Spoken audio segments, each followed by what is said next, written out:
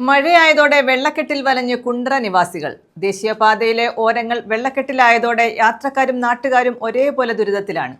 ദേശീയപാതയോട് ചേർന്നുള്ള ഓടകൾ അടഞ്ഞതോടെ ഇളമ്പള്ളൂരിലും വെള്ളക്കെട്ടാണ്.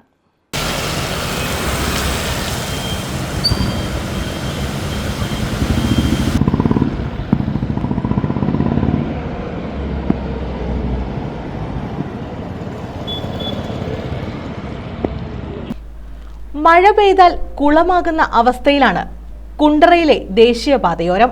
റെയിൽവേ സ്റ്റേഷന് സമീപം പഴയ ബെബ്കോ ഔട്ട്ലെറ്റിന് എതിർവശത്തും ഇളമ്പള്ളൂർ SNSSM ഹയർ സെക്കൻഡറി സ്കൂളിന് മുൻവശത്തുമാണ് വെള്ളക്കെട്ട് രൂപപ്പെടുന്നത്.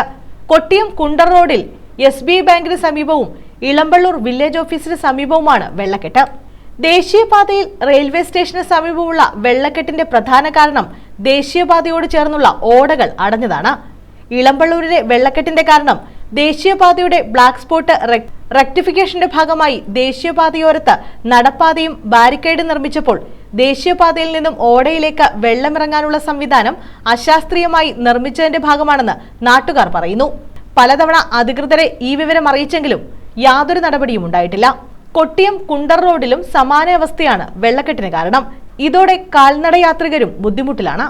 വെള്ളക്കെട്ട് മൂലം യാത്രക്കാർ ദേശീയപാതയിലേക്ക് ഇറങ്ങി നടക്കേണ്ട അവസ്ഥയിലാണ്.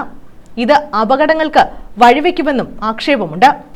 കുണ്ട്രയിലെ വെള്ളക്കെട്ടിന് അടിയന്തരമായി ദേശീയപാത അതോറിറ്റി പരിഹാരം കാണണമെന്ന ആവശ്യം ശക്തമാണ്. News bureau, Kundara.